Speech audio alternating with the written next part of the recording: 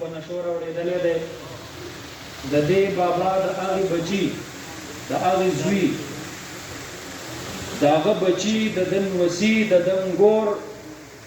دا ټول په ټوله د ده په اوږو بار شو دغه یو ځوان د نشې نه منع کول دا ټول کور د تکلیف نه خلاصول دي د ده بیبي د ده بچي د ده مینې او محبت ته او د دې پلار شفقت ته په انتظار ناست دي زما پلار به په موږ تعلیم کوي زموږ به تربیت کوي او پلار یې په خپله د خپل ځان نه خبر نه دی د ظالمې نشې د سپین ږیرو بوډاګانو د سرونو نه پټکي کوز کړل او ټاټکي ورته وخوږېږول د خپل بچي په ځای باندې سپین ږیری پلار هغه د ټاټکي مزدوري کوي ځان هم ساتي او په خپل کور کې ناسته پیغله هم ساتي خپل وسیم ساتي دا ناسور دی د معاشرې دپاره او باچا صاحب زمونږ د بونیر د جرګې مشر زه ورته د یو خادم په حیثیت باندې د بونیر د ټولو علماو خدمات پیش کوم باچا صاحب ته حکم کوه او د بونیر 15,000 منبر او محراب مسجد دا به ستا په یو آواز باندې لبیک وایي او ستا پیغام به دې قوم ته رسوي انشاءالله العزیز دا زمونږ د شریکې جنګ دی دا زمونږ د شریکې محنت او خدمت دی دا ناسور به مونږ د خپلې معاشرې نه ختمو او زه خو وایم څه دومره ګرانه خو هم نه ده خو که زمونږ د واکمنو خلکو لږ غوندې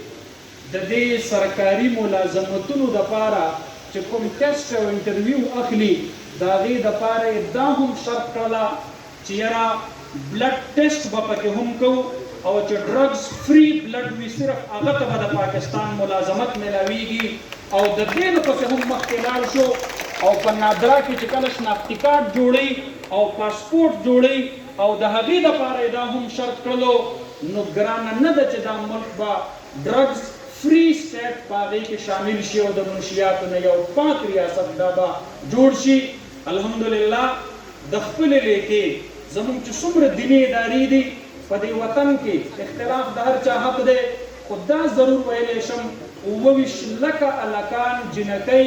ځوانان او پیغلې چې زما په چاردیوارۍ کې سبق وایي دعوې سره ویلی شم چې د قوم دغه بچي دا مو د منشیاتو د دغه لعنت نه لرې ساتلي دي ستاسو بچي دي تاسو سره په معاشره کې پاتې کیږي تاسو یې کتلی شئ او تاسو هغه مانیټر کولی شئ زما محترمو انشاءالله العزیز دا زمونږ د شریکې کار دی دا زمونږ د شریکې جدوجهد دی هر نشه حرامه ده کل مسکر خمر وکل مسکر حرام ما اسکر من الشیء فهو حرام حدیث مبارک کې راځي هر هغه څیز چې هغه انسان نشه کي دا په حکم د خمرو کې دی او د شرابو کې دی شرابو ته ام الخبائث ولې ویلی شوي دي دا د ټولو جرمونو مور ده دا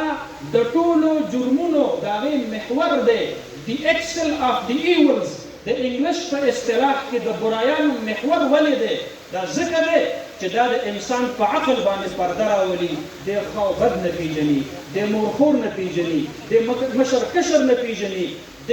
فایده او نقصان نه پېژني د دې وجې نه شریعت دې ته ام الخبائث ویلی دی چې دا د ټولو برایانو محور دی سلام پیش کوم مدد سنټر ته او د هغې چلوونکو ته رفاهیو ادارو ځوانانو ته چې تاسو د دې معاشرې نه د برایانو د جړلو وکاږلو دپاره کومه هڅه کړې ده الحمدلله د بونیر د قوم مشران ستاسو په شا باندې ولاړ دي ستاسو نه مخکې به روان وي او چې په کوم ځای کې ضرورت راځي انشاءالله العزیز مونږ به در سره حاضر یو زموږ خدمات به تاسو ته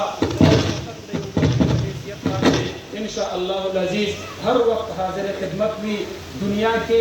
هغه وخت د کار شي سړی د بني آدمو چې په کار شي سړی د خولې خبرې وي د خولې خبرې سړی هغه چې په کردار شي سړی او چې میوه نه لري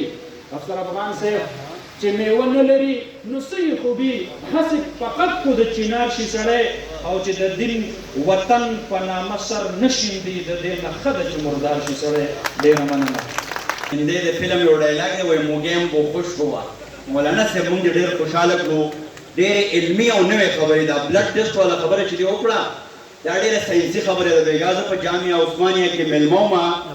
زه ډېر خوشحاله شوم هلته مولانا صاحب بیس هم روان دی زمونږ مفتي غلام الرحمان صاحب نو هغه ته ما وایي چې نن سبا د دین د دفاع لپاره د داسې خلکو انتهایي ضرورت دی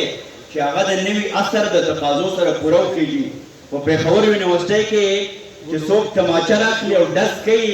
دا که سټوډنټ دی که څوکیدار دی څنګه چې دې خبره وکړه که د بلې نو دومره په